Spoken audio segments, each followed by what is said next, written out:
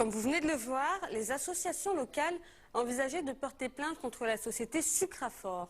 Eh bien c'est fait, la première audience au tribunal a été fixée pour le 16 novembre. Nous ne manquerons pas de revenir sur cette affaire et de vous tenir informés. Injection de venin d'abeille, aiguille plantée sur tout le corps, saignée, cautérisation, autant de thérapies.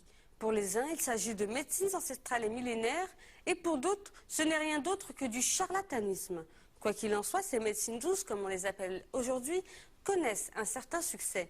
Notre équipe a voulu savoir si ces pratiques ou thérapies sont efficaces et si elles concurrencent vraiment la médecine conventionnelle.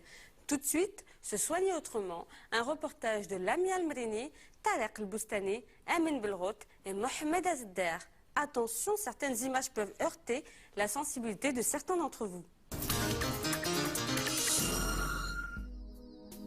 Apithérapie, acupuncture, cautérisation. Pour certains, il s'agit de charlatanisme, mais pour d'autres, c'est bel et bien de la médecine douce. Les adeptes sont de plus en plus nombreux, et tant pis pour les préjugés. اغلبيه الناس يقولك لا الا جي غندير الحجامه غادي يجيني فقر الدم غادي يجيني الرنين الى اخره. فالحمد لله العمليه تتم على مستوى الطبقه الجلديه الميته فقط وكيخرج واحد الدم لوفاه مده الصلاحيه ديالو.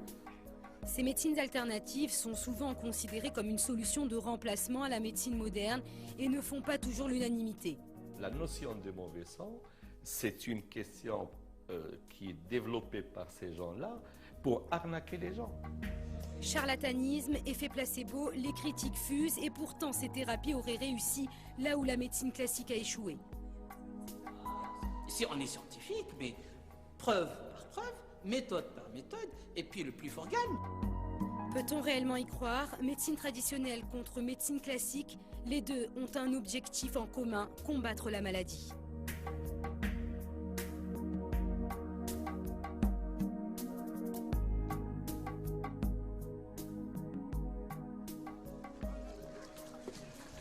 Nous sommes à quelques kilomètres de Meknès. Le marché de Sebjehjouh est connu pour ses bonnes affaires, mais aussi pour abriter l'un des plus vieux métiers du monde, celui de barbier-guérisseur.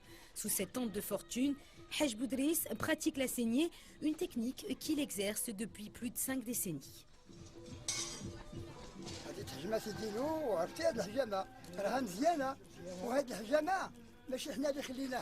هذه غير صناعة تقليدية، شكون خلاها نلبسوا على وسلم، وهاد الحجامة راه مزيانة، كداوي الظهر، كداوي الراس، كداوي المفاصل، كداوي كل من هي حاجة، ما كتسخفش.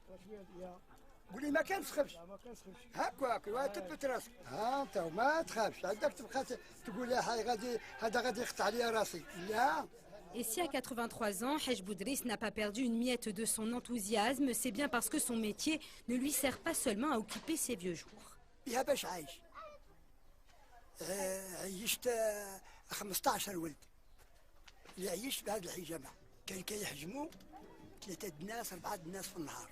اليوم كاين السوق اللي كنحجم واحد، كاين السوق اللي ما كنحجمش كاع، اللي ما كيجيوش كاع. Une séance de saignée chez Haj Boudriss coûte en moyenne 20 dirhams. Elle est réalisée avec les moyens du bord et les règles d'hygiène ne sont qu'une option, de quoi augmenter considérablement le risque de transmission de maladies.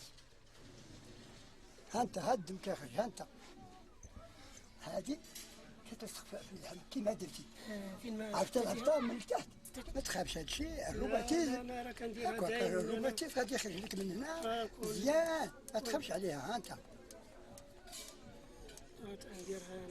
شتي الدم عندك ولا لا فيها الكفوف ها انت هات شتي.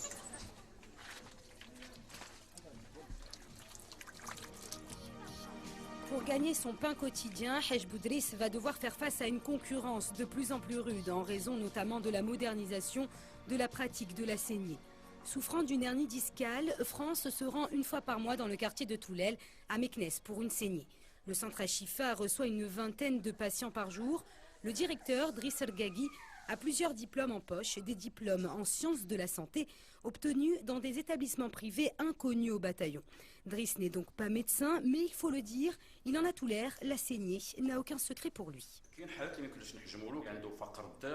المرأة أثناء الحمل اللي عنده اللي عنده امراض القلب، اللي كيعمل الدياليز، اللي عنده مثلا قصور الكلوي. فالحمد لله العمليه تتم على مستوى الطبقه الجلديه الميته فقط، وكيخرج واحد الدم اللي وفاه مده الصلاحيه ديالو، لان من المعونه الدم في مده الصلاحيه ديالو 120 يوم. لي ديشي كيخرجوا، لي ديشي اللي هما سو فورم داسيد كيخرجوا مع لافيشي، الليران لافيشي كيمشيو بحالهم. عندك لي سيل مينيرو كيتكيليبراو في ليران، وعندنا الدهنيات كيديغراداو في المراره.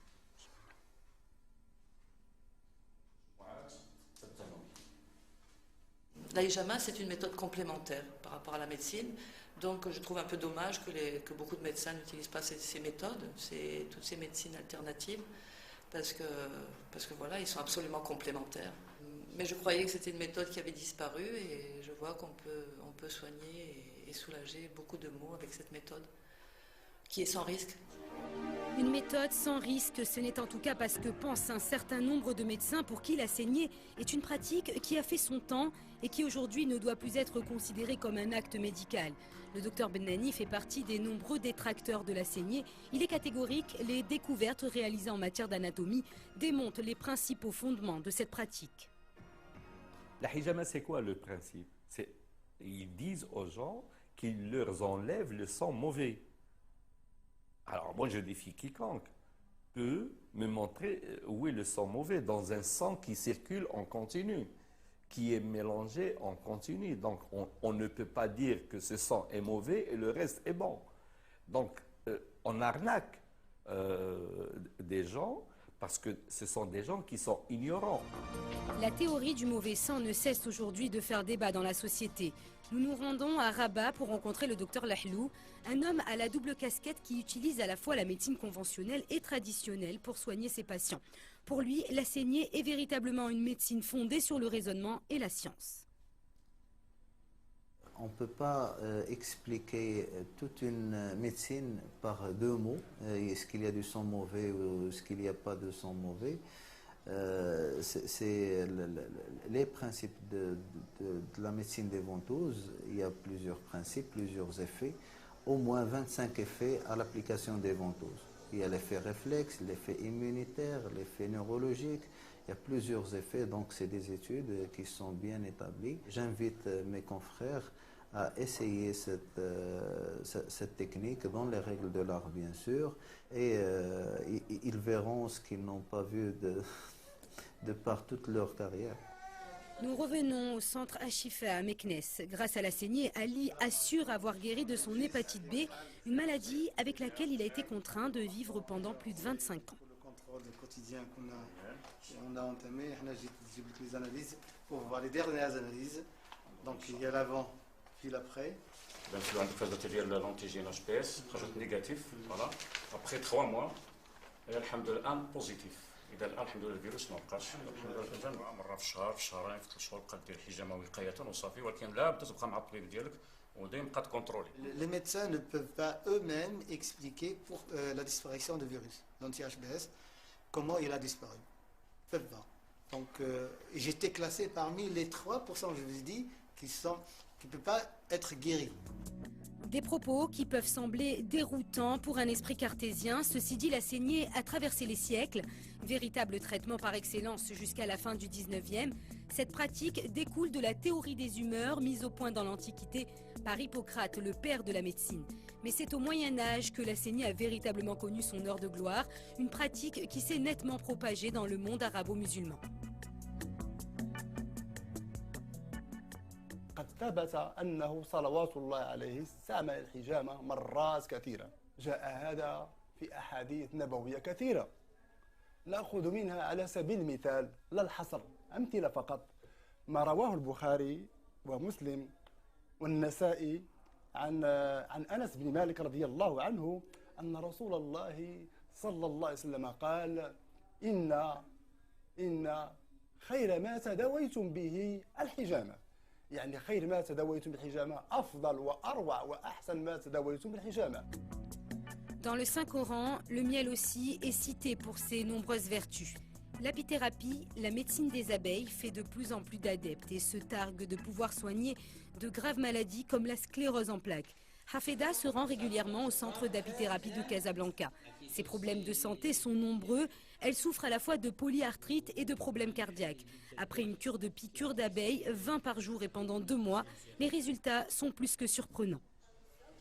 رشدوني الناس اللي كاين الدكتور العلوي هنايا تيعالج بالنحال وبالعسل وبالحبوب المبرعمه وداك الشيء.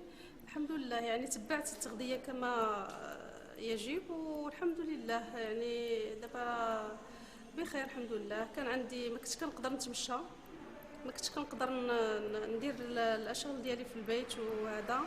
مشيتي عند طبيب؟ مشيت عند عدة اطباء اختصاصيين ولكن ما جابش الله الشفاء.